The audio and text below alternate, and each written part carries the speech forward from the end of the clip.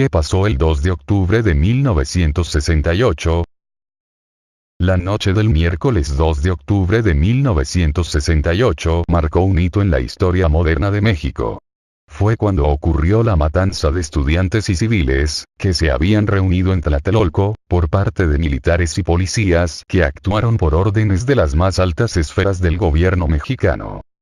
Durante décadas y generaciones, la consigna 2 de octubre no se olvida ha mantenido vivo el recuerdo de los asesinados esa noche y de sus ideales. Estas son las razones por las que no debes olvidar nunca esa fecha. El 2 de octubre de 1968, miles de estudiantes se reunieron para realizar un mitin en la Plaza de las Tres Culturas, ubicada en la unidad habitacional de Tlatelolco. El objetivo de la reunión era dar a conocer un pliego petitorio de 6 puntos al gobierno de Gustavo Díaz Ordaz.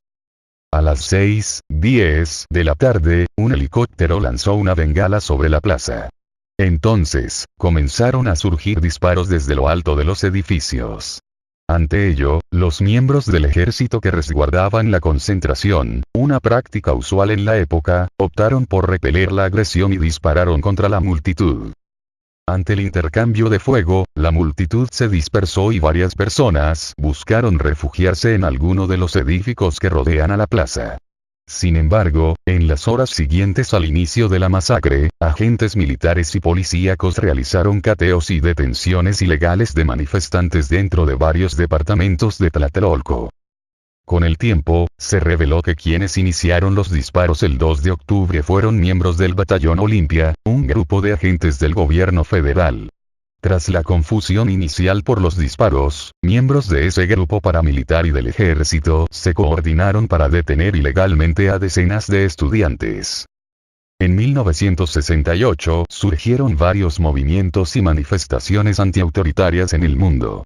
Por ejemplo, en Francia ocurrió el llamado Mayo del 68, que consistió en protestas conjuntas entre estudiantes y trabajadores. En el caso de Estados Unidos, ese año se caracterizó por las manifestaciones en contra de la guerra de Vietnam y las protestas por el asesinato de líderes pro derechos civiles como Martin Luther King.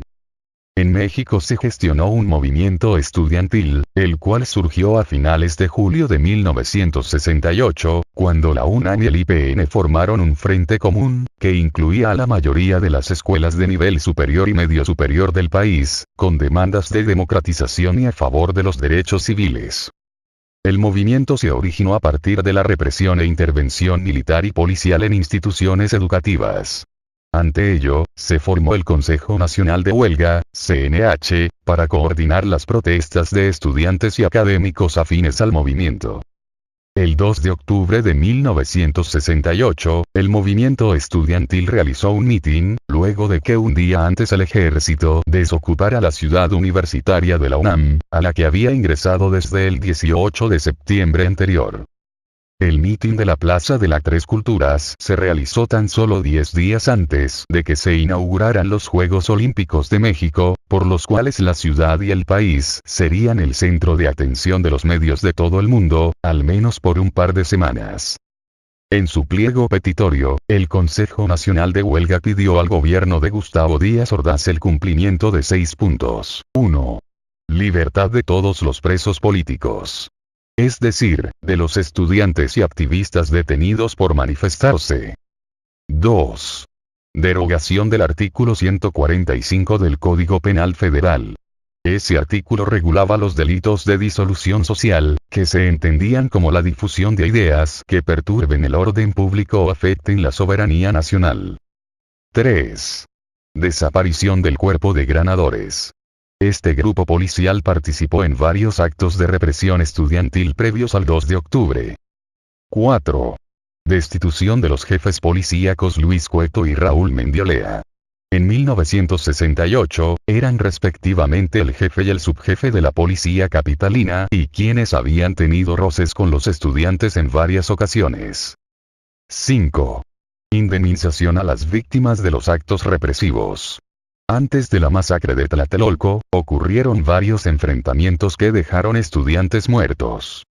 6. Deslinde de responsabilidades de los funcionarios involucrados en actos de violencia contra los estudiantes y establecer un diálogo público entre autoridades y el CNH para negociar las peticiones. Cuando ocurrió la masacre de Tlatelolco, el presidente era Gustavo Díaz Ordaz. Recuerda que hasta antes del 2000, el PRI era el partido dominante que prácticamente tenía asegurado ganar cada elección presidencial. El número 2 del gobierno de Díaz Ordaz era Luis Echeverría Álvarez, quien fungía como secretario de Gobernación. Echeverría tenía bajo su responsabilidad a la hoy extinta Dirección Federal de Seguridad, DFS, un órgano de inteligencia política y social. No olvides darle like y compartir.